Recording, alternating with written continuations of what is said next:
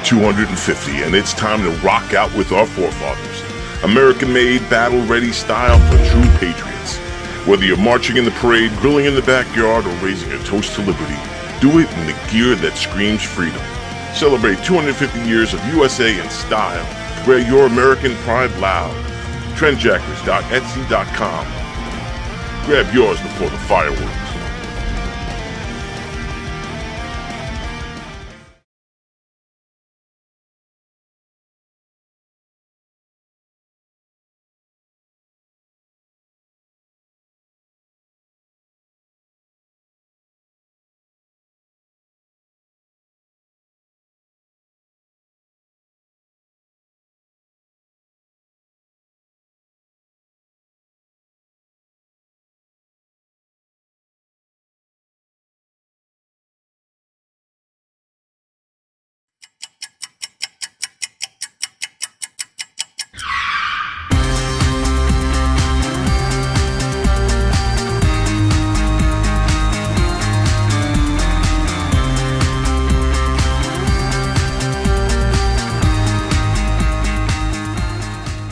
Tony, welcome to go. Hey, Joe, how are you?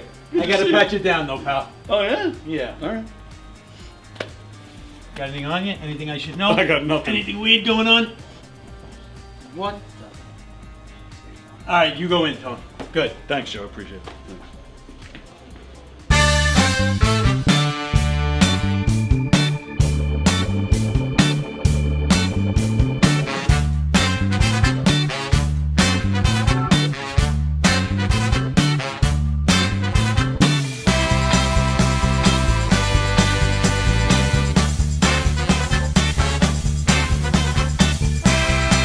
Hi, I'm Tom Kelly of The Tom Kelly Show. Yes, this is not the only time I've gotten on my knees in the back room of a comedy club.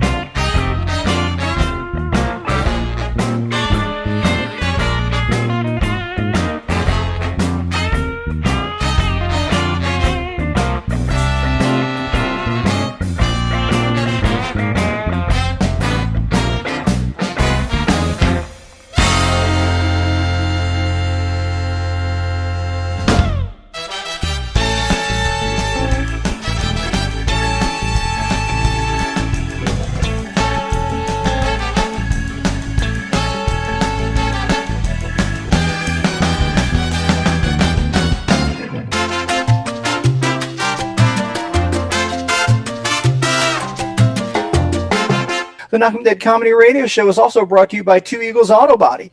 For more than 25 years, Two Eagles Auto Body has been the leader in auto body repairs and customer satisfaction on Long Island. Two Eagles Auto Body handles every type of auto repair from custom applications and restorations to repairs involving insurance claims. Give Two Eagles Auto Body a call and please ask for John Rossi at 516-328-2527. That's 516-328-2527.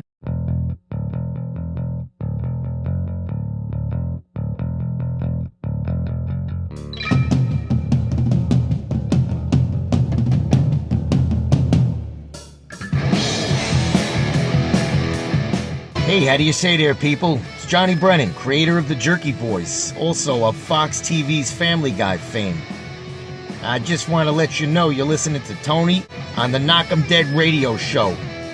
You're gonna keep knocking 'em dead, so keep listening, you wacky sons of bitch. Right there. Over and out there, sweet Charlie. Long time no see, man. Hey, man, I miss you guys, man, that Knock 'em Dead Comedy Radio. I just want to say thanks for making my millennium. Oh my gosh. Well, it's a love fest. Yeah, you heard that story. Yeah. So I guess should I tell it again? Oh, yeah, if you want. I mean, yeah. you guys are into comedy. Does it really help when somebody gives the punchline?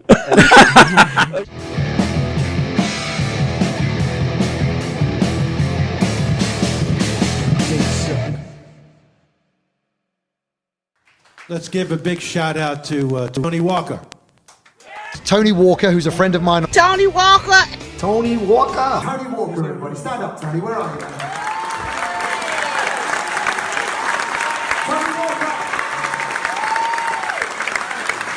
Thank you so much, mate. Ladies and gentlemen, Tony Walker. Our favorite. We love you.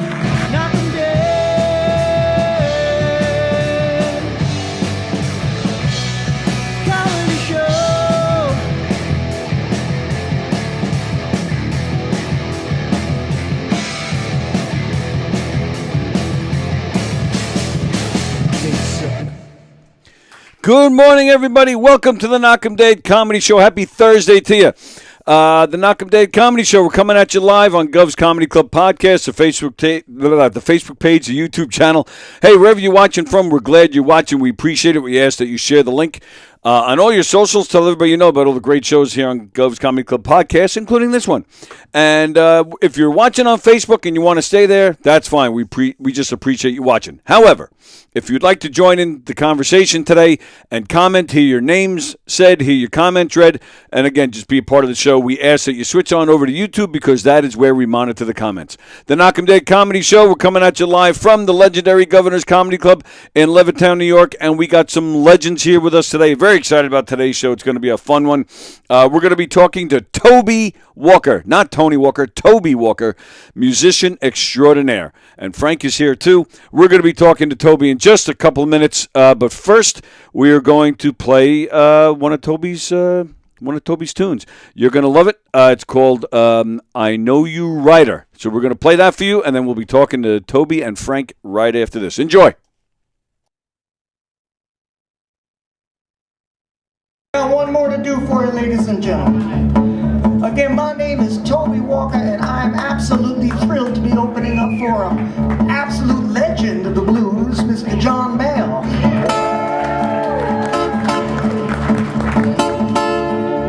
This is my way of doing Know You Rider. It's on my latest CD.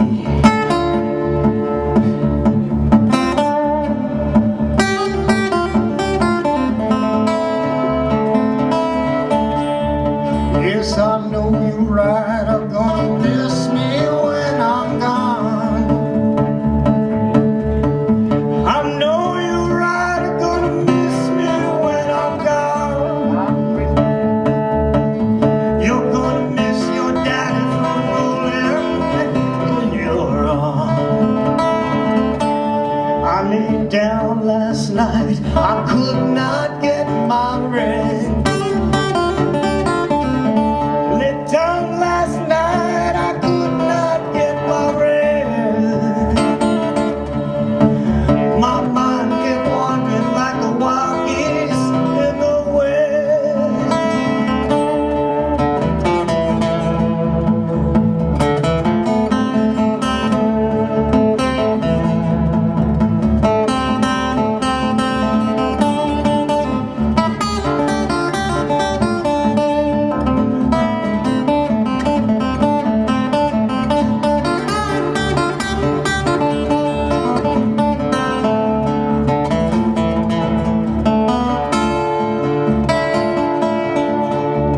sun's gonna shine in my back door someday.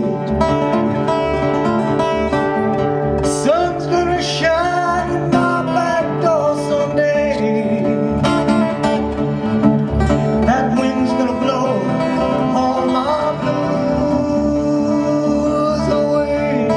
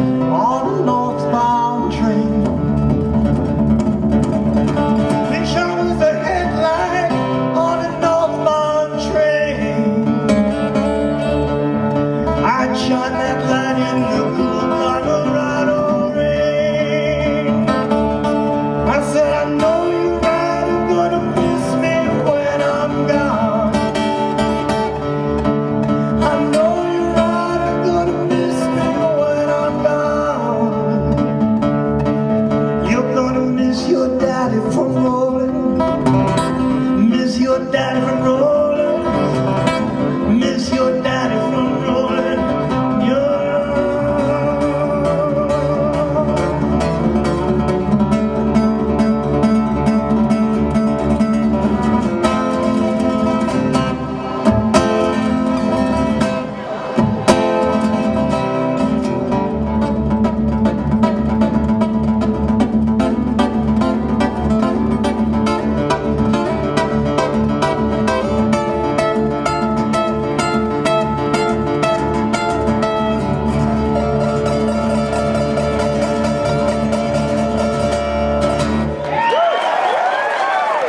Thank you, ladies and gentlemen. I'm Toby Walker. Thank you. Thank you.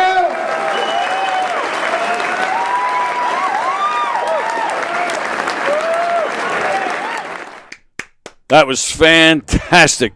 Fantastic. Love that stuff.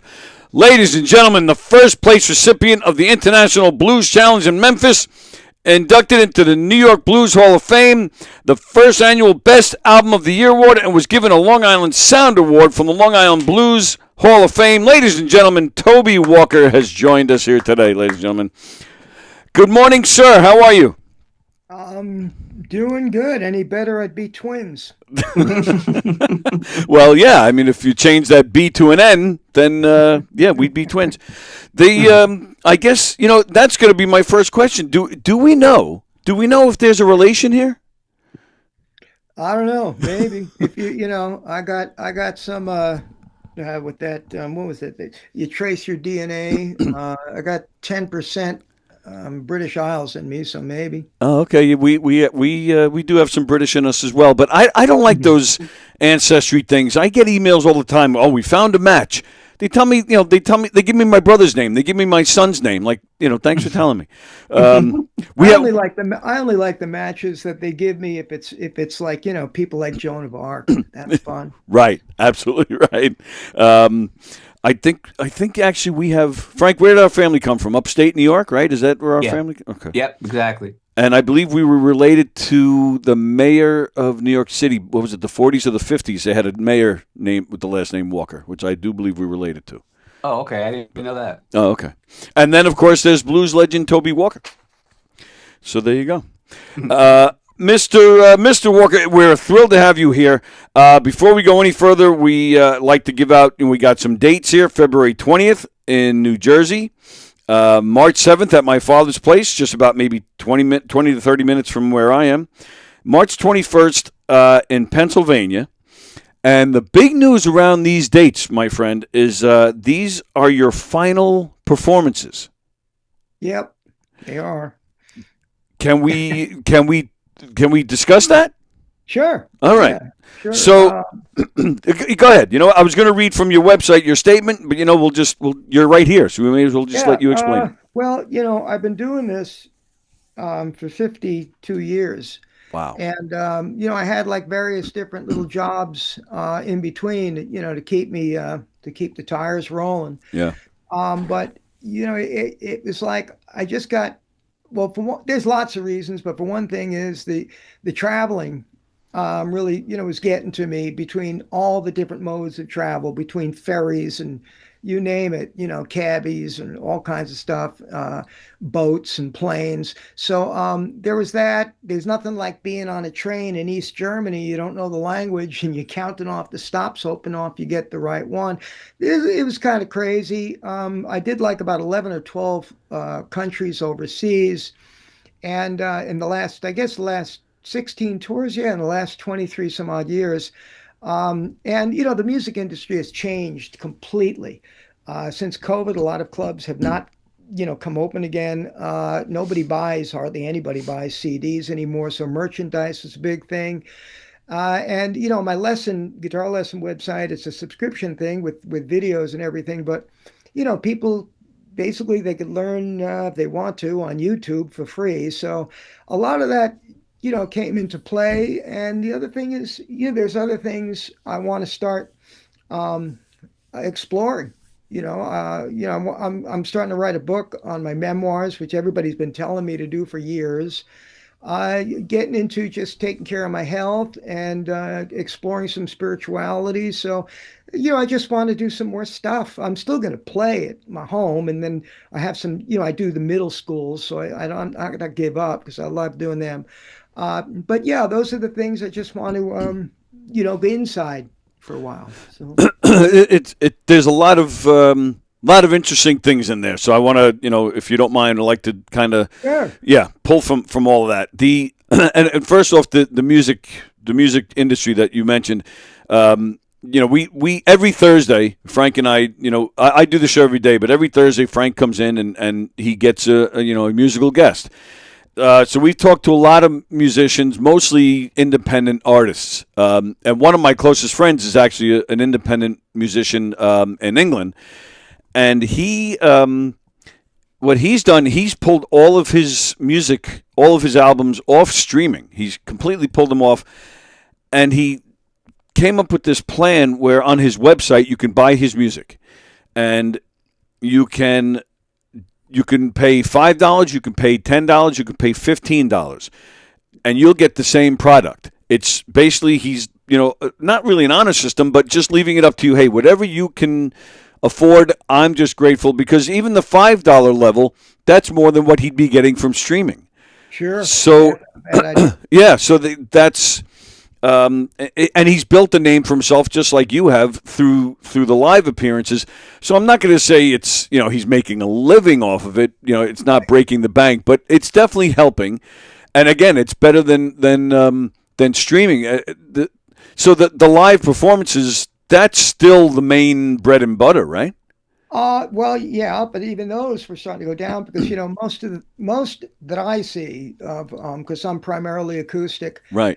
Most of it's leaning more and more and more and more towards singer-songwriter stuff. And, that's just my bag. There's nothing wrong with it. It's just I'm more of an entertainer, storyteller, guitarist, that. So it's I can still get work. I still get people calling me. I got an offer from another agent, and it's just it's changed to the point. Well, like I said, I just want to do other stuff. I still get, fortunate. I still get royalties from Sound Exchange and BMI, so that comes in. Sure, that's good. Yeah.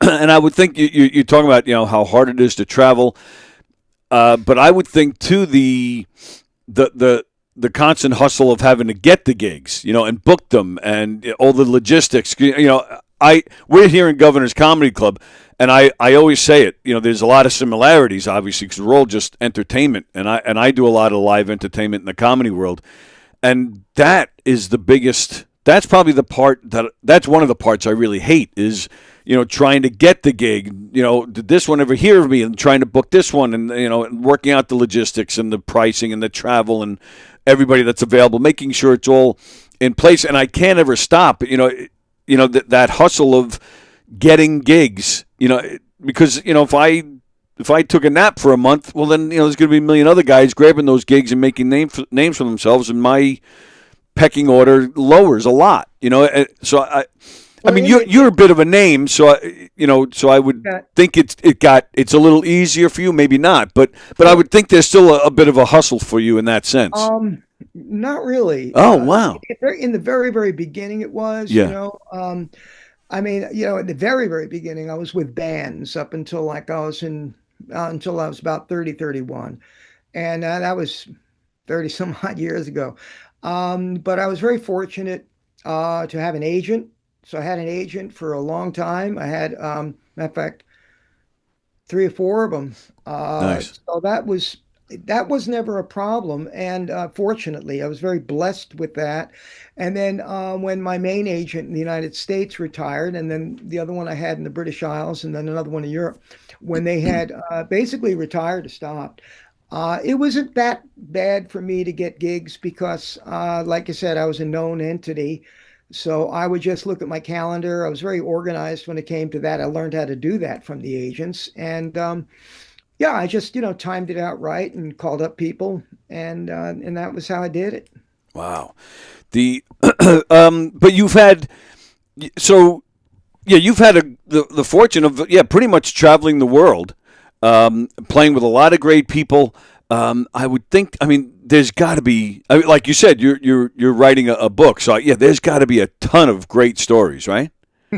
Yeah, there are. I bet. There's a lot of them. Now, I don't want to steal the thunder from the book, and I definitely want you to be able to sell the book and get it out there. Sure. But I wanted to ask because there was something. You mentioned something on the website when you announced that you're going to stop, performing. Something about being held up at gunpoint at an airport. Oh yeah, that was at Heathrow. Yeah. And again, we don't have to talk about it if you want to save it for the book. Yeah, it's fine. Okay, all right. Just want to make sure it's good. One of the many ones. Yeah. When I was overseas a lot, and if my manager wasn't driving me around, I would hire a car, rent a car. They call it hire a car over there, and I drive by myself. But I always carried like pepper spray with me. Never had to use it. Never had never chance of that never came up. Thank goodness. But I had when you're checking in, and you're on the line. You're going to put your shoes in the little plastic container, and God, that's another reason. Anyway, so one airport after another. But what happened was I had forgotten I had the pepper spray on me. So it was the trash can was not only 15 feet back from me, and the sign saying if you have anything, put it in there. So I pulled it out and I showed the guy right in front of me. I said, look, can you take this? I forgot to put it in the damn pail. And he just looked at me. He took it like this and he said, I want you to sit over there. And I'm like, look, I didn't want any. I want you to sit over there. So I had to go over to this other area, and two constables on patrol came out, and they had I don't know what kind of rifle, I don't know guns from anything, but they had one of those long automatics right there, and they're just holding them. And one guy had him like this, and the other guy's, and I'm standing there like, and I said, look, I had pepper spray. It's in, the guy's got it. I gave it to him. What do you want me to do? I don't hold a gun on me. So they talked to me for a while, and then they gave me this piece of paper saying that if I ever got caught with anything like that again, I would be banned from England. Wow. Look, Toby Walker is a badass. You don't know the half of it, but yeah, okay. Well, you're carrying a guitar case, right? And that was all the old time movies, right? The guitar case was actually an assault rifle inside. There's another time, and this is why it's so crazy. It was another time where the plane got all the computers were down in this one airport, and they put us into this hotel, but it was too late to get any food or anything. And then the next morning, we were hustled out of there, everybody from the plane, and no food again. And then the plane got canceled. Had to get to another one, and nobody could get across to the airport in time to get the other one, so missed that one. And by the time I got to Newark, I had been searched 3 times because my guitar case was a rectangular one that I was using at the time. They searched me 3 times, and then finally in Newark, these 2 policemen, they brought me into another room, and they had me put the case on a metal bench, and they said, okay, open it. And I lost it. I just said, no, I'm not. You guys open it. I've opened this thing 3 times before. I'm hungry. I'm sick. You guys, so I don't care. And they just looked at me, and they opened it, and they went, oh, you're a musician. Yes. Wow. You got balls, pal. I wouldn't. And believe me, I feel your pain. I get pulled into the separate rooms all the time because I have this. So they make me take it off, and they have to search it. Oh yeah. Okay. So I'm with you. You know the deal. I know the deal. And then the last name too, because they say, oh, we thought you were Toby Walker, and he's a badass, and he yells at us. So and then let me ask too with the. As far as traveling and you're saying, a lot of venues aren't opening, but is is the blues scene, still active? Is it still thriving, or is that, does that have anything to do with? Well, it depends. Okay. It depends on where you go in the country. It also depends on where you go overseas. Right. The places that book me, for the primary part over in overseas, they were usually, well, in England, they were mostly blues societies and clubs. Okay. And they would rent out a hall, and do it that way. Here in the States, you have some blues societies, but a lot of the work I got was actually from folk music societies that, because I played acoustic guitar and didn't do all straight blues, I did a lot of other, jazz and ragtime and a little bit of rock, like you heard there. They were good places. I was very fortunate too, because over the last, I would say probably the last 30 years, I've just done, for the most part, ticketed venues. I wasn't playing any bars anymore or anything like that. So it was a whole different scene. So you still had those. Yeah. Yeah, but the blues scene, as far as acoustic is concerned, has dropped a lot. And even with the electric scene, there's just a few clubs that I know of, out on Long Island where I used to live, that primarily have people play there that are blues oriented. But for the most part, no, it's died down. Yeah. I was just down in Memphis. I think it was August. Yeah, back in August, I was in Memphis, and that was one thing I noticed. BB King's, the club right there on Bleecker Street, was one of the lesser. Beale Street. I'm sorry. Beale Street. What did I say? You said Bleecker. Oh, jeez. I had Beale Street in my head. Sorry. Yeah, Beale Street. Forgive me. But I did notice that BB King's was one of the lower populated places. I mean, it's all pretty much blues and stacks there. But so you're not going wrong no matter what club you're going to. But I did notice that BB King's was one of the lesser populated places, and and that's when it kind of struck me. It's like, oh yeah, there's not. I wonder if the blues scene is starting to kind of die off a little bit, which makes me very sad. I'm a big blues guy myself. You just said Long Island's where you used to live. You're not here anymore? No, I live out. God, I have so many addresses. No, I mean, I counted them the other day. It was like something like, since I was 17, maybe about well over 20 something. Wow.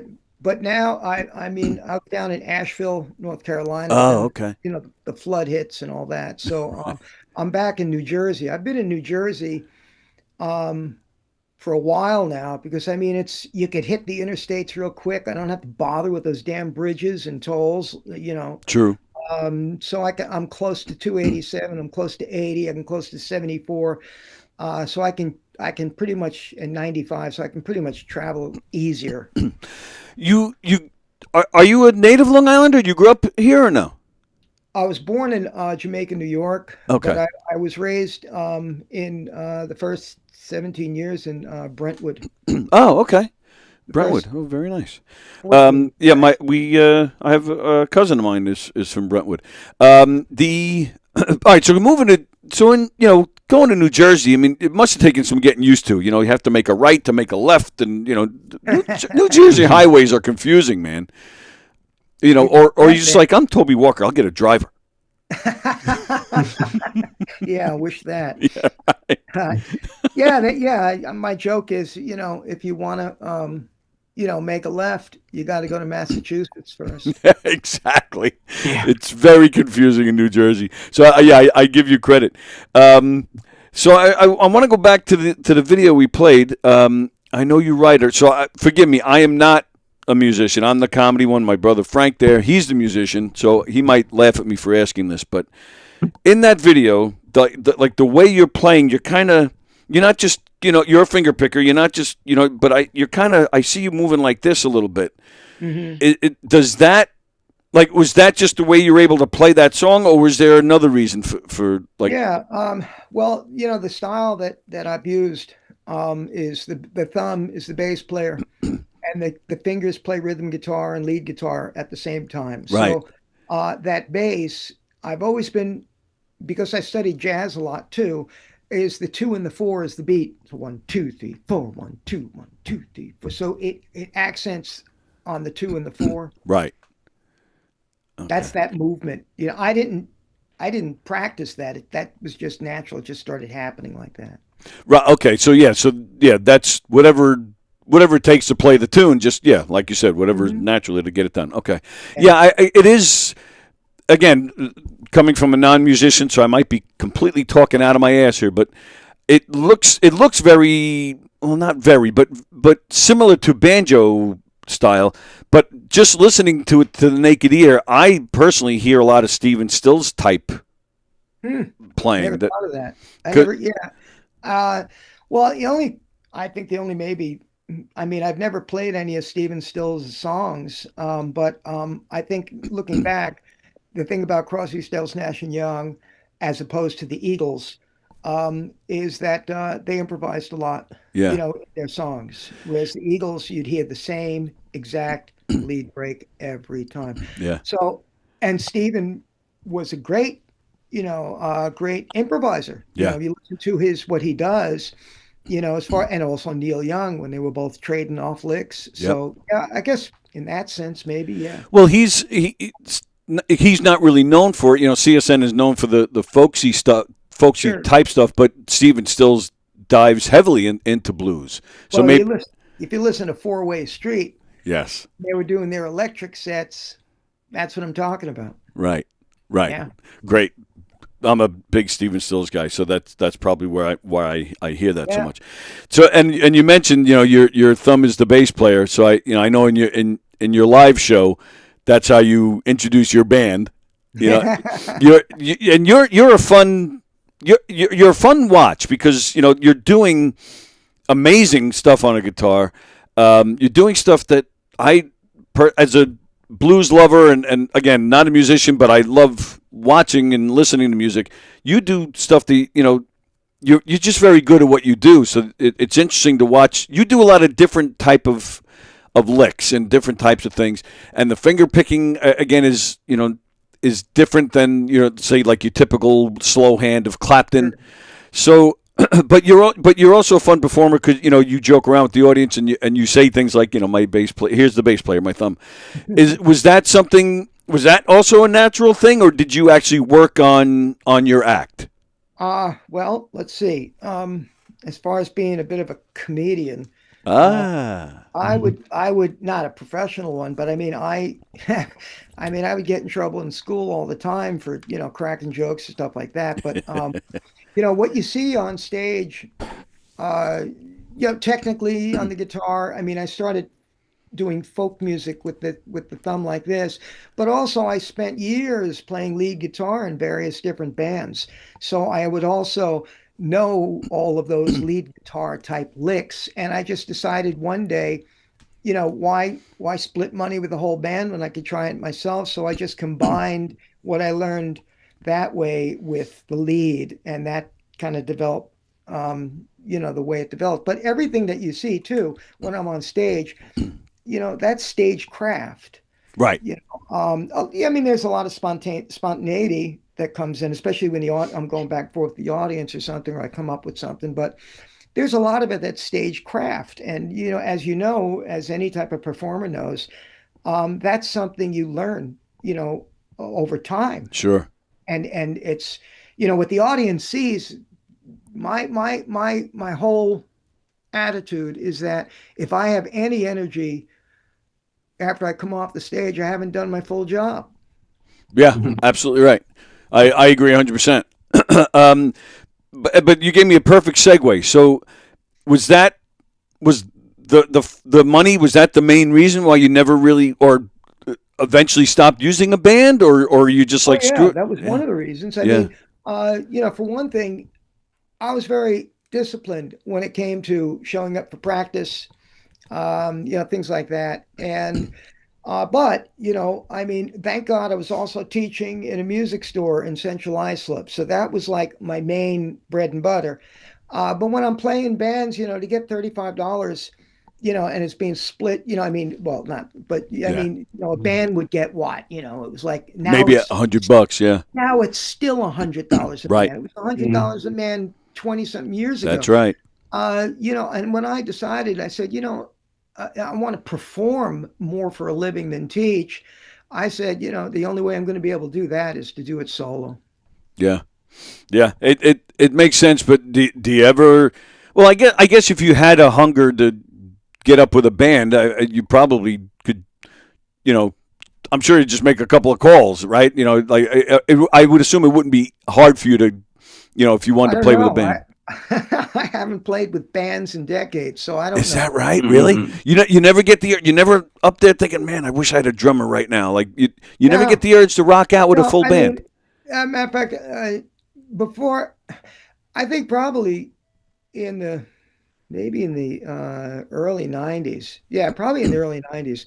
I had a drummer that would come up. He just had snare drum because that's all I wanted. Okay. And I have a good friend of mine who played bass. And he played bass not to get in the way of what I was doing. So the three of us had a steady gig in Massapequa, this place, Mineola, this place called Nolan's Grill. And a harmonica player, the late George Christ, would come in and he would join us. But they paid good, Nice. because we packed that place all the time. So even though I had three other members with me, I was still making a decent paycheck, enough to legitimize that quartet, Right. the trio or quartet. But other than that, no, just Wow. That's interesting to me. George, you said the name George Christ. Did he? Was he kind of a name on the scene? Like that name really rings a bell for me. I got to look him up. He played with Wes Houston. Ah, okay. All the time, he had that leather bandolier, with all the harmonicas in it, and he was one of my favorite harmonica players. So when the drummer and I and the bass player scored that gig, and they had us like almost twice a week. I mean, wow. we really did good there. And George showed up one time and he just said, "Can I sit in?" And I said, "Absolutely." Because I knew who he was. I mean, this guy played with, I think it was a band called Salt or something like that. They did opening jobs at the Fillmore, so, George, he had a lot of juice, behind him. Right. So it was easy for me to say, "Oh yeah, come on." And then he just showed up all the time and got a bar tab. And Nice. That's funny. I enjoyed these days Harmonica Bill and Mark Deck. You familiar? I don't know. Mark who? That's the name. It's Harmonica Bill and Marked Deck. That's the name of the band. Oh, well, Bill Lifford. I don't know if that song helps. called Mark Deck by the Thunderbirds, but no, I haven't heard of him. Oh yeah, that's probably I never asked him, but that's probably where the name comes from. Yeah. Okay, so if you want, we'll take a break here. We'll play your L whipping post.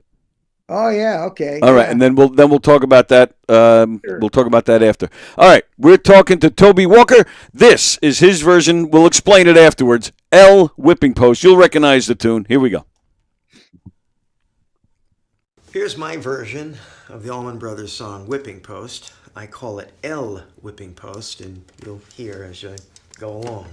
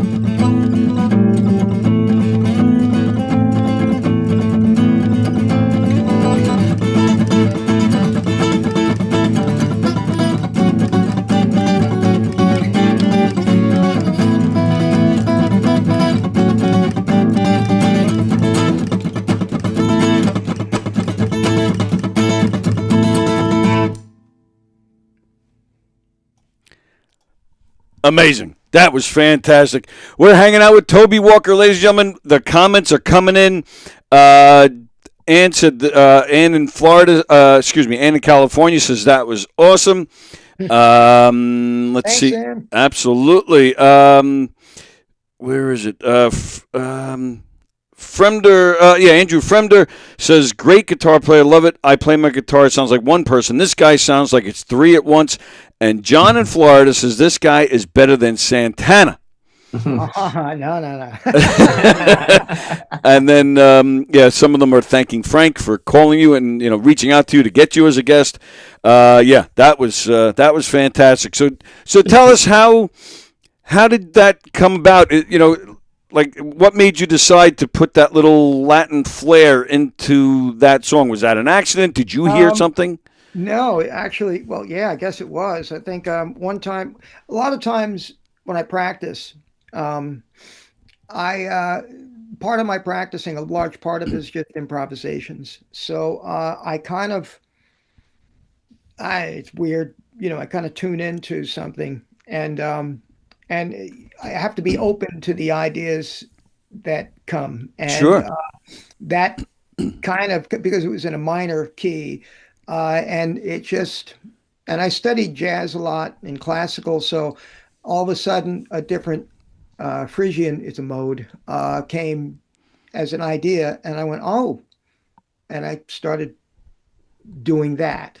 Sure. And then I was improvising on that for a while, and then I just thought, I was always into flamenco, listening to that, and also Tex-Mex. I love that stuff. So over the days and weeks of just improvising that, all of that just sort of came together. But you have to be, from studying jazz, you have to be open to ideas, and as well as practicing your ass off, with various different scales and modes. Right. But you have to drop all that and just be open to what happens. So that's how that came about. And again, that's another, similarity with the comedy world. A lot of guys record their sets, or they'll sit and just record as they're talking to another comedian, because you don't know what's going to come out that you could, grab and hold on to.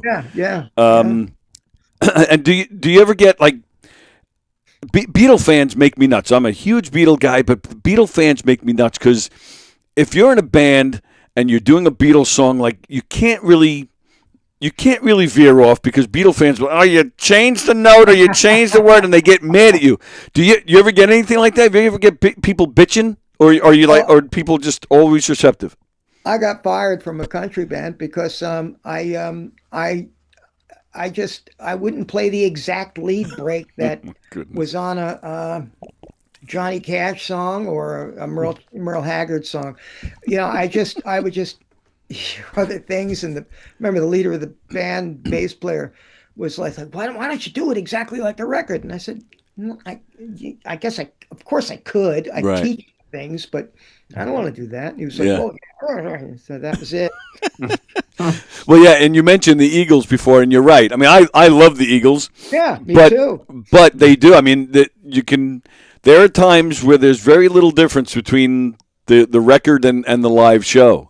Sure. And there's a place for that. I'm not knocking it, No, but yeah, of course. yeah, I'm not knocking it either. It's just it's not my place. Right. And I'm with you. I love where people, hearing where people can go with things, and the progression, like Sting is big for changing things around. It's I love hearing how a song's recorded, then how they do it live, and what it kind of where it goes. Well, at gigs, I used to drive when I had playing with my friend Larry on bass. He played bass. I used to drive him crazy because I used to turn to him and I said, "All right, we're doing Sitting on Top of the World." And he goes, "Yeah." And I said, "Let's try it in key of A." And this was right there on the spot. Right. It's okay. I changed the dynamics. I changed the tempo, depending on how I felt. That's what makes it fun. Yeah. That's awesome. Love that stuff. The and like Andrew Fremder said, it sounds like it does. It sounds like multiple guitar players, and I'm assuming that's because of the finger picking. So do you think there's an advantage as opposed to just grabbing a pick and strumming? Well, for me, it's the way I like to play. Yeah. And it like, I mean, I enjoy, people that strum and that's all good. It's just for me, that's how I like to do it. There was a time for years that I studied old time finger picking, old time blues styles, so I used to do sometimes if I was doing a blues club and they were all hip to that stuff, I would be putting in Reverend Gary Davis, Blind Blake, Son House, all that stuff. Yeah. Like the two cuts that you played, that would be more like my more rocky type stuff where I'm just like improvising a lot. Right. But even Robert Johnson, he didn't record some of his songs. He didn't record it the same way twice, and that's what I loved about that stuff. It's more spontaneous. You're tapping into something. Yeah, I agree. Lindsey Buckingham, his style, completely like nobody else, to the point where his finger picking, he tears off his fingernails sometimes because of the way he's playing. Yeah. I'm assuming because you're a little more, you have more finesse, you're smoother, where Lindsey's, he can get a little crazy sometimes. So I'm assuming nothing like that's ever happened to you. No, because I use the same type of metal finger picks that a pedal steel player would use. Right. They're metal finger picks, and then I have a plastic thumb pick. So, when I studied classical music, even on the nylon strings, so I practiced a lot, my nails would wear down, and I didn't want to put on these little plastic things. So I just went. Plus, I used to live in Greenwich Village for a little while, and when you have the finger picks and the thumb picks, and you plugged into those pig nose amplifiers back then, it would project more. So if you're looking to get people and get some tips and stuff, you want it to project like that. Oh, okay. Oh, that's interesting. So again, this is all stuff that I'm learning here. Who do you have any favorite finger pickers? Oh, wow. I don't really think of it as favorite finger pickers. People ask me like a lot of my influences, and they just range the gamut between not only guitarists, but I'm a big fan of piano players and sax players as well. So it could go from Charlie Parker to Meade Lux Lewis on piano to the Allman Brothers. It's just it just depends on what I'm listening to. I hear you. Time. We're hanging out with Toby Walker. You can see him here on Long Island, my father's place in Roslyn, on March 7th. Before that, you can see him in Jersey on February 20th. That's next week. And then March 21st in Pennsylvania. Frank, did you have anything that you wanted to ask before I keep moving along here? Oh, yeah, look, there's somebody else there. Hello. No, I'm Hey, Frank. How are you, sir? Good to see you. Good to see you and your dog. Yeah, thank you. He wanted to come up and say hi. All right. All right. No, I've been following along. Everything's Okay. Sounds great. I really appreciate you doing this, by the way. And I'm pretty good right here. All right, cool. I know we don't have a lot of time with you, Toby. So I'm gonna hit you with some questions. But before I do, I just wanted to quickly play. It's only 2 minutes long. It's just one of my favorite songs. It's you doing "Eyesight to the Blind." So yeah, it's one of my favorite songs ever. So many people, I can't even pick a favorite version. I might have to go with The Who if I did, but there's just so many great versions out there, and it's such a great tune, so I just wanted to play your version of it real quick. It's only 2 minutes long, so here we go. Okay. Toby Walker, "Eyesight to the Blind."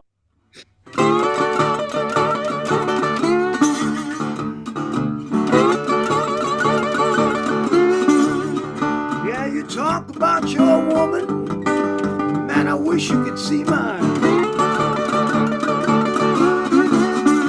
Every time she gets a lovin', she bringing eyesight to the blind.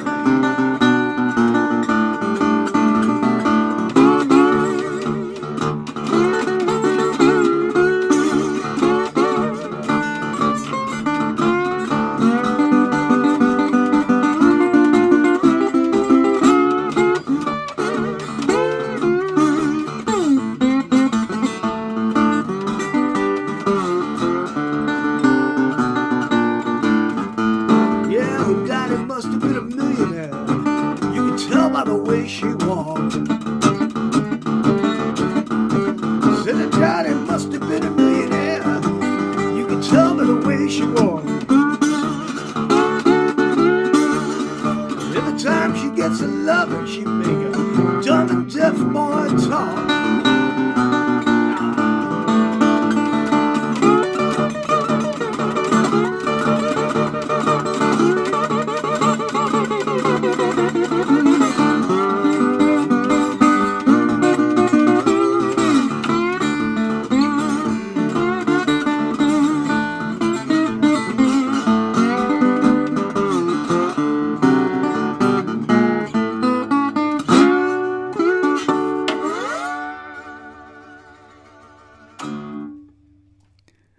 Very nice. Eyesight to the Blind by Toby Walker. Toby, I wanted to ask you about your documentary, Chasing the Blues. Can you tell us about that a little bit? Yeah, sure. And if we could go over a little bit if you'd like. Oh, if you're cool with that, yeah, absolutely. Sure. Thank you. That documentary. Well, I made, God, I don't know how many trips down into the Deep South to just to search out some of the blues musicians that were still alive, and that was what that was about. It was about my travels, but more so, for the guitar pickers, it was also, I would give an example of somebody playing something that I had videotaped while I was down there, and then I would play it the way I learned it from them. So it was it was just documenting. I think I took, yeah, that's right. I had all this stuff on VHS cassettes. Yeah. And a fan of mine down in Virginia said, look, I'd love to put that stuff on discs. So I said, hey, that'd be wonderful. So he put everything, and I had tons of these tapes all on discs. So I was able to edit that into a documentary. So that's how that came about. That's wild to me. And first of all, I think it's fantastic that you give these guys their, give them some credit, to the point where you go out and search for them. Sure. And now you're mentioning VHS. So we're going back probably before the internet, where you went, like maybe the first few times you went down there? Yeah. The first trip I did was it was in the spring of 1990. Oh, wow. Okay. So you would go down there. Well, but it wasn't like, So you kind of went down there blind and just like, and went, okay, I need to find so-and-so. Like you go to the local bar and say, anybody know where he is? Really. I had, well, first off, I was always studying the history and the biographies of different people. Mm-hmm.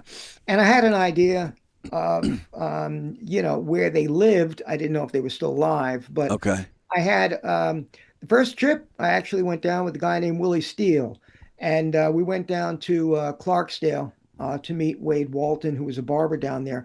But then I wanted to go further down to Leland because I read about this guy named Son Thomas.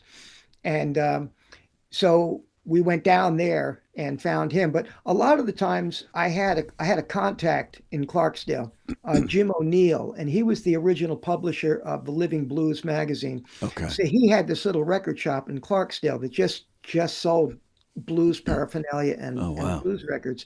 So I would call him up and I would say, hey, I want to, see if Eugene Powell's still alive. I want to see if, this person or that person. And he would say, oh yeah. And sometimes like he didn't have an address. He just knew the town. Right. I'm pretty sure they're still alive. And so I would drive down there, and my method was, going into barbershops, grocery stores, asking around a lot. Right. That's what I'm saying. So you actually just went down there and just started asking people, hey, you know where this guy lives? You know where I can find this one? That's crazy to me. That is. and then you would find out, and then what? Just showed up on their doorstep, say, hi, I'd like to talk to you. I have. Well, yeah. I mean, that's wild. Sometimes I didn't have a phone number. Sometimes I would call them.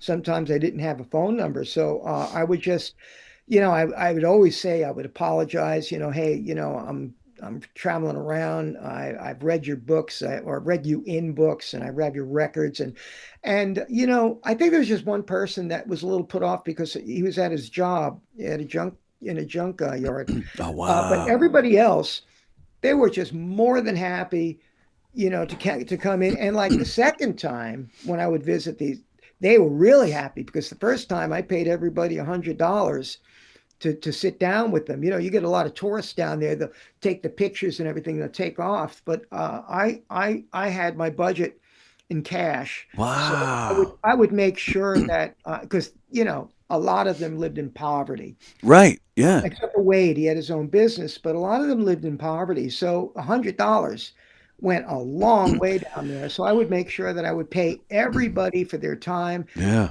For what the lessons that they were showing me and their stories. And so, like the next time when I had the number and everything, I call them up. They say, "Oh yeah, man, come on down. I could use the money." Well, that's actually what was going through my head when you first said you didn't have their phone numbers, because I was thinking, yeah, deep South, a lot of them in poverty. I would think some of them didn't even have a phone.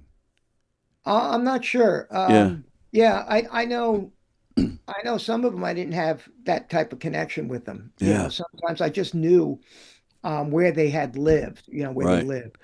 And they must have been shocked that, that they were even remembered, right? Well, a couple were, but some Yeah. of them were almost used to having, blues hounds like myself, not often, but coming by and just wanting to hear them. And they were always very honored. Like I was honored, but they were honored to sit down and I mean, Eugene Powell just said something to me I'll always carry with me. He said, it's in the documentary. He said, "Now you play these blues pretty good. I want you to carry them on for me." And Nice. I was almost in tears after he said that. Yeah, sure. Yeah, that's fantastic, and that's why I think that's great that you would even seek these guys out. I was once, I don't know if you know Larry Russell. He was when Billy Joel first went out as a solo artist. He stopped playing in bands, was pushing his own stuff. Larry Russell was his first bass player, and Larry is a friend of mine. And back in 2012, 13, something like that. They had around 2010 or 11. They had re-released the Piano Man album, and that version of it went gold. So Larry got a gold record, and the guitar player on that album, a guy by the name of Al Hertzberg, he was not on the internet. His health was not good at the time. He passed maybe 2 years later, I think it was. But we got him a gold record, and we went to his house and gave it to him. And same thing. This guy, he lived in Plainview. He had no idea that there were people out there that knew who he was and knew the name. This guy, he played with Billy Joel for a few years, and then did some music here and there, but ended up living a quote unquote normal life. He had no idea, and it was I'll never forget going to his house, giving him that record, and just seeing his face as he realized that people know who he is. And I'm sure that's what you were doing for these guys. Which that's really cool. Yeah, and then some of them, like they had a reputation. Well, I'll give you an example. I was going into the East Hills of Mississippi, which is not the Delta, not flat. It was more hilly country, and the music was different there. I wanted to visit a fife player named Otha Turner, and he played a bamboo. He made it out of a bamboo, and the way he made it was he would take his fire and the ashes, and he would just put his fingers in it, and then put it on the bamboo, so he knew where to put the holes. And then he took a hot rod and he just put it through there. So he would play fife the old style, and this was handed down since probably the Civil War, or even before that, in that area. So he would play this traditional way of playing, and his family, they each had a drum, and they would march behind him. Now, if you've ever seen the movie Gangs of New York, sure, very beginning, you're hearing Otha Turner and his family playing this primitive music. So I went down there before that movie came out, but it was funny because they were having a barbecue. It was kind of hard to find, where it was. But after hours of driving around, we found them.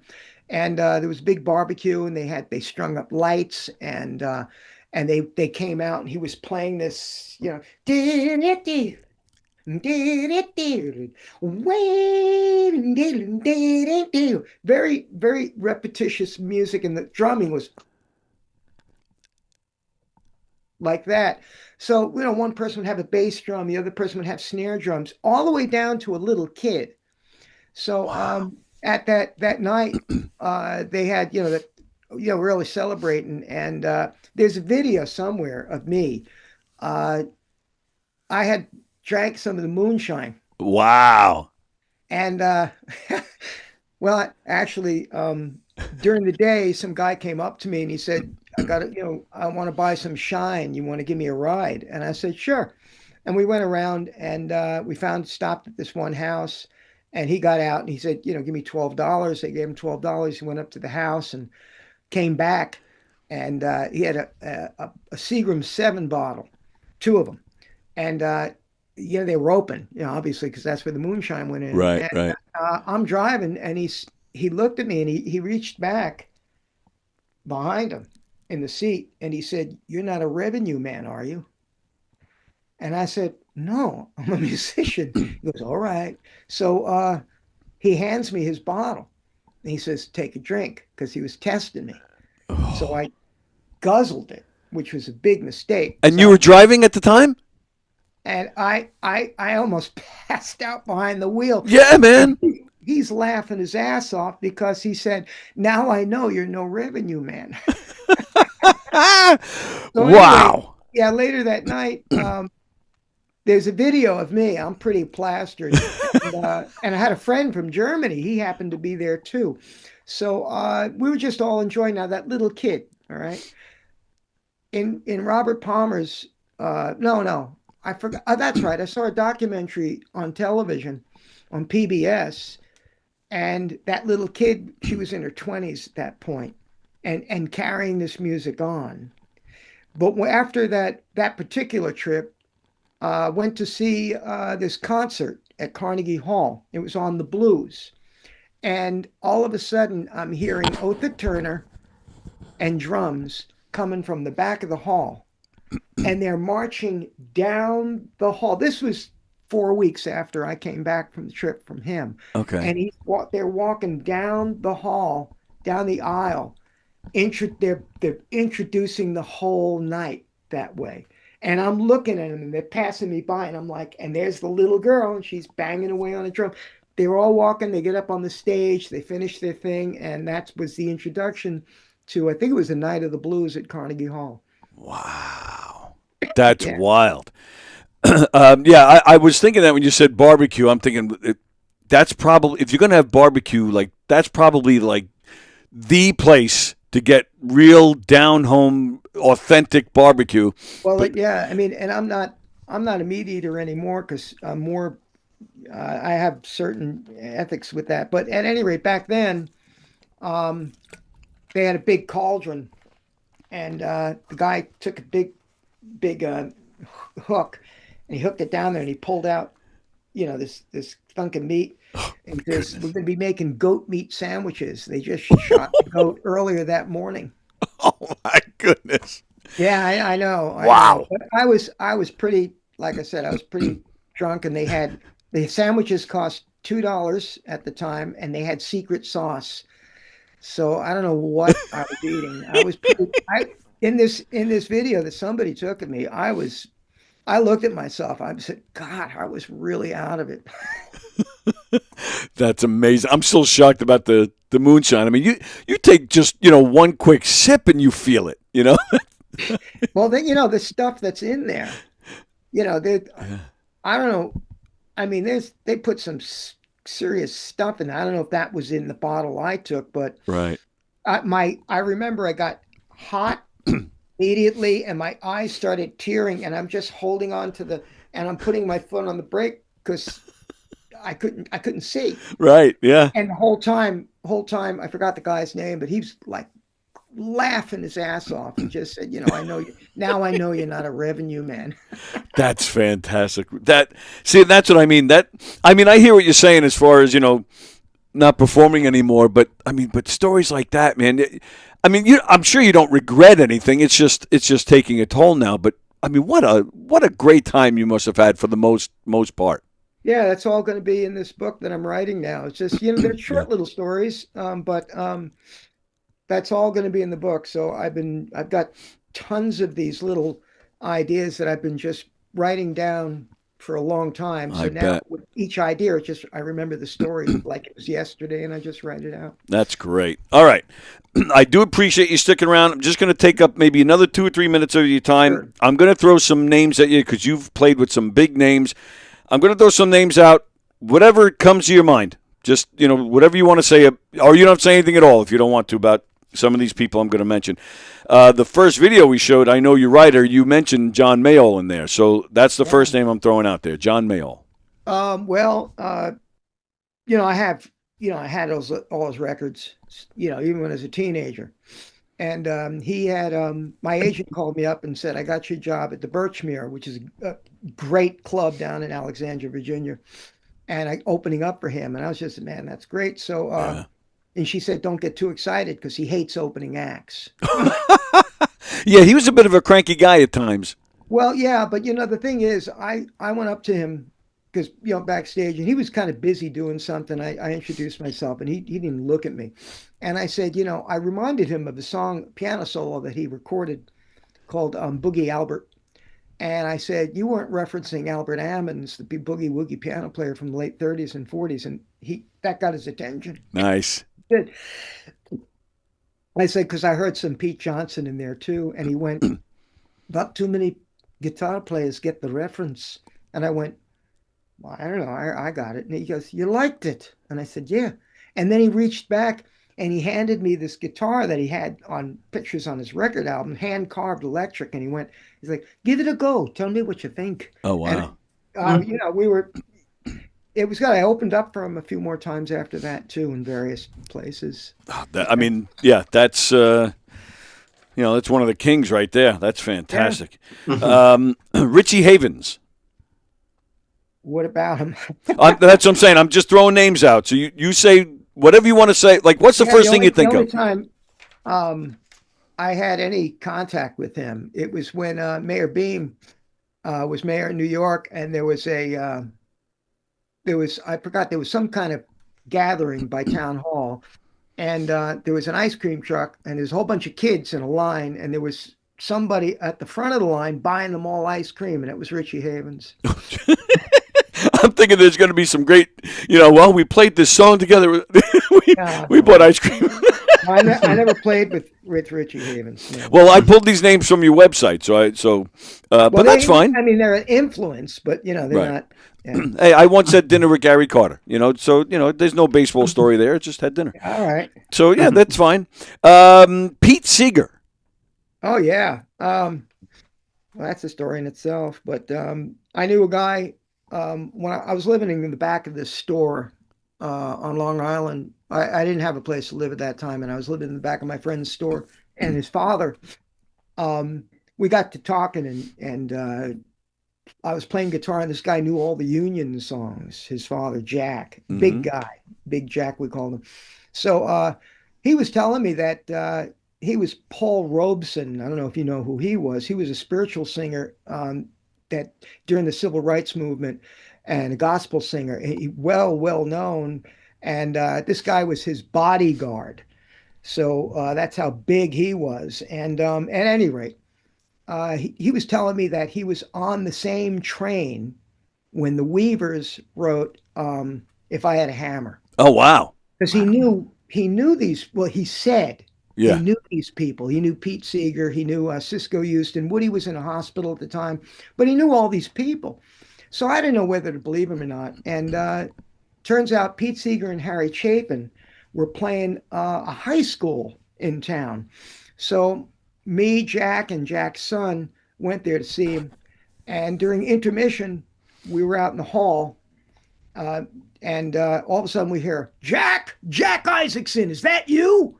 And way down the other end of the hall, and this was an empty hall because it was adjacent to the auditorium.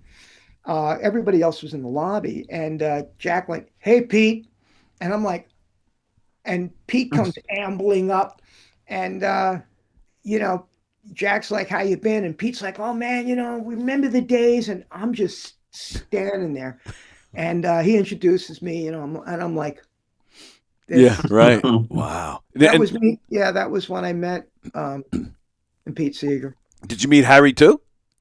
No, Harry. I don't know where Harry was at that okay. time. Wow. This was just Pete hanging out at the end of the hallway, and Wow. so he knew Jack. I mean, Jack was he was a rough character. No, that's, and I'm putting that mildly. He was, Right. Some interesting people. Okay. I'm going to throw three more names at you. G.E. Smith. Oh yeah, okay. I got a call to play in a show. It was a dedication to Hank Williams. Oh, nice. And Yorma Kalkinen was on the bill, G.E. Smith, a bunch of other people. So I was backstage, just kind of like warming up, it was a big room. It was at Merkin Hall in Manhattan. And I'm just sitting there, and I see these feet in front of me, black shoes and these dark jeans. And I look up, and dressed in a navy peacoat and one of those skull caps, right? And he's just looking at me as I'm just finger picking. And I look up, and GE went, and he walked away. Yeah, that was pretty funny. That's fantastic. Okay, then I don't know how we'll follow that up, but two more names. Excuse me, Hubert Sumlin. Sumlin. That's what I said. Sumlin. Yeah, he played with he was with Howlin' Wolf for a long time. Right. Yeah. He was with Muddy for a little while, and then back to Howlin' Wolf. We were backstage. I was on a job with him in Memphis, the New Daisy Theater. Him, Pine Top Perkins playing piano, Willie Big Eye Smith playing drums. He was with Muddy Waters, and Bob Margolin. And so I was, on the job with them. So I was just hanging out with Hubert, and he was telling me all kinds of stuff. He said that he went, "You see that tooth that's missing?" And I went, "Yeah." And he says, "Yeah, that Howlin' Wolf knocked it out." And I was like, "What?" And he goes, "Yeah, because I joined Muddy's band for a while, and Wolf didn't like that, so he punched me. And then I knew that Wolf loved me, so I went back to his band." Wow, this is awesome stuff. The last name I have is J.J. Cale. Oh man, yeah, okay. A friend of mine lived in Columbus, and he knew this other guy who practically owned 1/10 of Columbus. I mean, the guy was, an eccentric. He had curly, long, salt and pepper colored hair, and his name was Les Hershon. And Les would book big names. Yeah, really big names. I mean, he had an auditorium, it's the Martin Luther King Auditorium that fit 700-800 people. Nice. And so my buddy that knew Les had me come out, and I was opening up for people like Taj Mahal, a lot of other people, because they would fly me out. It was nice hotel. So he said, I got your job opening up for J.J. Cale. And I was like, oh man, that's great. So when I went out there, my buddy had an electric guitar, and he said, why don't you sit in with Cale's band? And I'm like, wow. I'm not going to walk up and say anything. So he says, no, come on, I'll mention it. And I said, nah, man, I'm just going to play the acoustic and open up. I'll do, my 45-minute set. And he said, no, come on. It's all right. I didn't think anything of it. And then I introduced myself to Cale backstage, and he says, oh, yeah, you're going to sit in with us. Wow. So I only knew Cocaine, After Midnight, and a couple of other songs. I didn't know, anyway. So he had a small outfit, traveled around in a trailer with about 3 other musicians. Right. And, they had a back line everywhere they went. So anyway, the band goes out, the 3-piece goes out, and they start playing a song. And Cale's hanging out by the curtain, and I'm, way back. And then they say, J.J. Cale. And Cale turns to me and he says, come on, let's go. And I'm like, now? I'm just going to sit in for a song.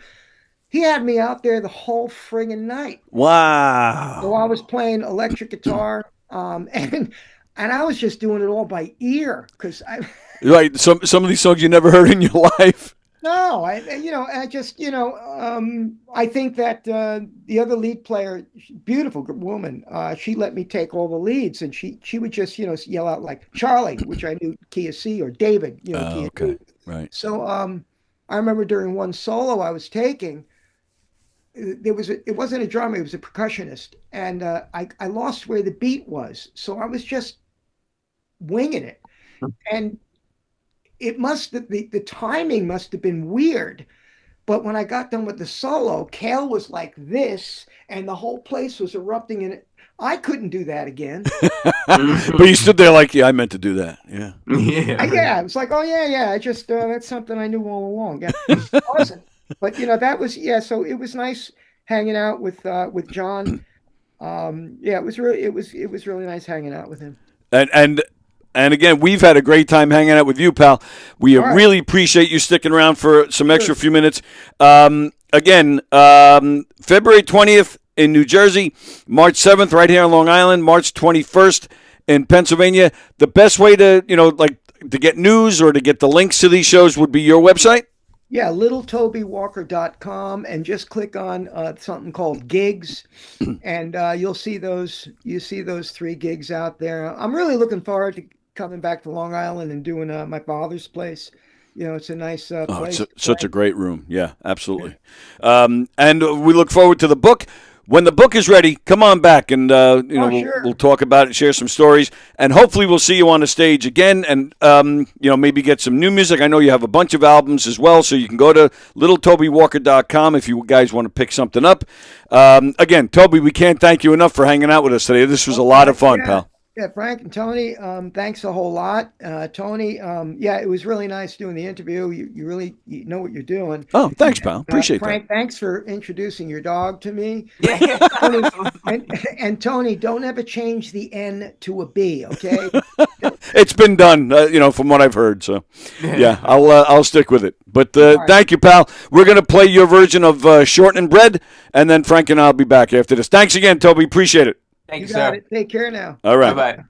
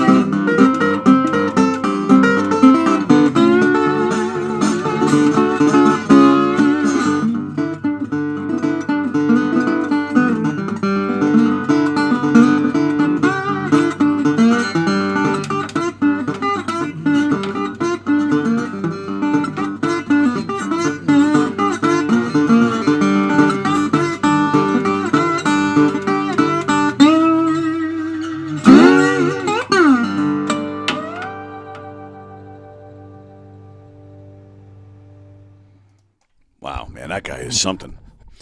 Absolutely. Yeah, that was great. Yeah, and that was that was a good interview, and that was that was a good one.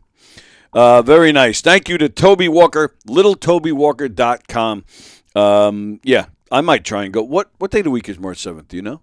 I think that's a Friday or hang on, I can tell you right now. March 7th is a Saturday. It's a Saturday. Yeah, I might try and go to that, man. That'll be good. I think I have seen him though, but it was a long time ago, and I don't even remember where it was. Have you ever seen him? No, I've talked to him a few times, but never actually seen him play live. Yeah.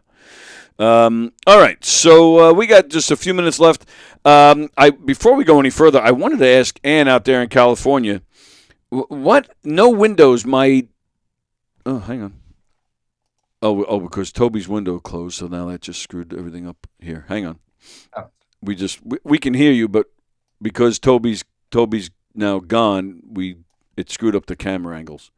So we don't see you. Hang on. So I got to fix that. But all right. But Ann in California, she said something about her Tater, which I'm assuming that's the name of her dog, jumped through the window, and they haven't replaced it yet. So it's all cold in Ann's house. So Ann, what in the world are we talking about? What happened here? It was just weird. All right. There's Frank. Okay. And not to bring the vibe down, but I'm sure you probably wanted to talk about. We mentioned Harry Chapin real quick at the end there. Did you want to mention any of that stuff? Well, yeah, his oldest daughter passed away last week. I didn't really know her. I only met her once, but she was a very nice woman, and she's got like a long list of her own philanthropy work that is amazing. Oh yeah. So yeah. What happened? I saw Jason, who's been on this show several times. He wrote something on Facebook. He said something about it being sudden. Do you know what happened? Yeah, I don't know the details. No, I did ask Tom Chapin's assistant, and she didn't. She wouldn't say. She said, "Leave me alone." Yeah. Right. Okay. But I don't know. It's something unexpected. So I'm sorry to hear that. Any idea how old she was? I think 65. Oh, okay. I believe. Well, yeah, he's been gone 45 years. Yeah. So I guess all the kids are. Yeah, I guess they're all up there. Yeah, I didn't realize that. Yeah.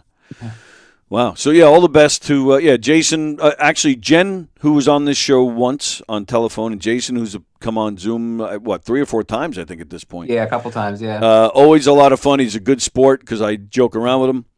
So all the best to the Chapin family. Sorry for their loss. Yeah. Sticking with the music theme. Tomorrow night at 8 o'clock, Don Sill with Donversations. Don will be talking to Randy Jackson of the band Zebra. Nice. I saw bits and pieces, and it looked like it went really well. I've heard nothing but good things about Randy Jackson. I've heard he's a nice guy. Have you ever crossed paths with him? No, not at all. And I think Don and I got to go see Zebra. They're playing, I think, in the city at the end of February. Cool. I couldn't tell you. I think I have seen them back in the day when they were on Long Island, like every day, but right. But it's been a long time, so looking forward to that. Zebra celebrating 50 years, in music, which is just crazy to me. That is crazy. Yeah, I remember going. Yeah, I just remember going to the clubs and seeing bands like Zebra all the freaking time. Like, I just can't believe it's 50 years, man. Yeah, it's just insane. All right, so. I don't see Carol. I wanted to ask Carol something. I don't see her watching. All right. So who's a musical guest next week? Next week is Tom Donovan. And that is Zoom also? No, he's in person. Oh, okay. And who is he? As far as I know. Say again? I said, who is he? He's a singer-songwriter, guitar player. Very good guy. I haven't seen him in a long time. We used to know each other about 10 years ago. I haven't seen him in a long time, so it's going to be good catching up. Oh, okay, nice. We knew some Donovans in Hicksville. No, that's not relation? Not that I know of, no. Right, okay. Ann says, yes, Tony, Tater is my guard dog. He jumped through my glass bedroom window. He's a good boy. He's a guard dog. And if someone comes on the property, he tries to get them. Oh, my goodness. Is the dog okay? Speaking of dogs, hello there, Mr. Rusiello. You there? Brother Frank, for a wonderful, wonderful guest. And thank you, Frank. Every Thursday, you bring a new light to Tony's podcast. And Frank, you're a gentleman. Thank you very much. Thank you. All right, I know Appreciate you don't that. get enough recognition on this show, Nah, and it's all I'm good. sorry for that. But Nah. your brother's a dick. But, I'm sorry, your brother's a friend of mine. But listen, that was a great guest, and every guest you bring brings all of the listeners of the podcast a great entertaining and a new light. Excellent. So thank you, Frank. Thank you so much. Well, yeah, Frank is on Zoom. He can hear you, but John can't get Yeah, that's Frank. okay. So No, I don't expect a response. well, I he was understand. saying thank you. He was saying thank you. Yeah, I know. With the mediocre equipment that you have, that I don't expect a response. Are you feeling all right, pal? I'm hanging in there, man. Yeah, I'm hanging in there. It's not one of my greatest days. Yeah, I can but tell. As always, my day lightens up when I see your beautiful face and watch your wonderful podcast. Well, maybe it'll make you feel better if you go suck an egg. I already did that. I actually had 2 this morning. Oh, very nice. They were poached. Poached. They were poached. All right. Yes. Very nice. All right. So listen. All right. I will talk to you tomorrow. Okay. Feel good. And Frank, you're doing a marvelous job. Thank you, sir. And I hope the dogs. It was just you took the dogs to the vet. I hope it was just a routine checkup. I hope there's nothing wrong with them. All is good. Yeah, he said all is good. He said. Take it easy, guys. All right. Bye-bye. See you, John. Bye bye. Hope he's feeling all right. And Ann says yes. Her dog is fine. Okay. Did I read that already? He cut his leg, but he's okay. All right. This is window number 2. This is window number 2. We just fixed the living room window. I think he learned not to do it no more. Well, not if it's window number 2. He obviously didn't learn it. So this dog has jumped through a window twice. Well, I guess in a way that's good because you feel safe. But I'd be pissed if I had to keep replacing windows. All right. Well, I'm glad he's surviving jumping through windows. Glass, yeah. Yeah, exactly. And I hope you get the glass fixed soon so it's not so cold in the house. All right. And with that, it's time for us to get out of here. Peter Schwartz coming up in a half hour at 1 o'clock with Sports Bash. And that's it for the day. What's his name? Nick Greystone. Nick Greystone returns next Thursday night. Promise. We have a new show coming at you on Monday. Deb Markowitz and the Best of Intentions. That's going to be great. She's wonderful. So that'll be fun. And that's it. So Peter Schwartz, and then tomorrow at 9, Coffee with the Dog. Frank, did you see Coffee with the Dog yesterday? Liberty was scheduled, but he stood them up. Oh, really? Yeah. Coffee with the Dog tomorrow at 9 a.m. I'll be here tomorrow at 11. Deb Diamore, her husband Mario will be here, and I think Lou Pratz is coming in. I think no Rosie, no Peter tomorrow. And then, like I said, Don tomorrow night with Donversations with Randy Jackson, and I think me and Don are going to be in here Sunday night. I think Don and I are going to be here, so that'll be fun. All right, that's what's happening here at Gov's Comedy Club Podcast. Knock 'em Dead Comedy, of course, March 31st. We're performing at the Birchwood Glen. I think it's in Holtzville. I think that's where it is. I got to get it, all the info so I can give it to you. Knock'emDeadComedy.com. And, of course, the clubs, Governors and the Giggle Room here in Levittown, the Brokerage in Belmore, and McGuire's out in Bohemia. Some of the comedians you'll see on our Governor's stage this weekend: John Pizzi, Rich Aronovich, one of my favorites, Lori Yellow Sweater, Phil Tagg, and another one of my favorites, Tim Crumpier. govs.com, govs.com, to check out the full schedule and to make your reservations. Frank, did I miss anything? Is there anything you wanted to push? No, we're good here. All right. That's it. Thank you, pal. See you later. All right. I'll see you later. And thank you, everybody. We'll see you guys in a half hour with Peter. See ya.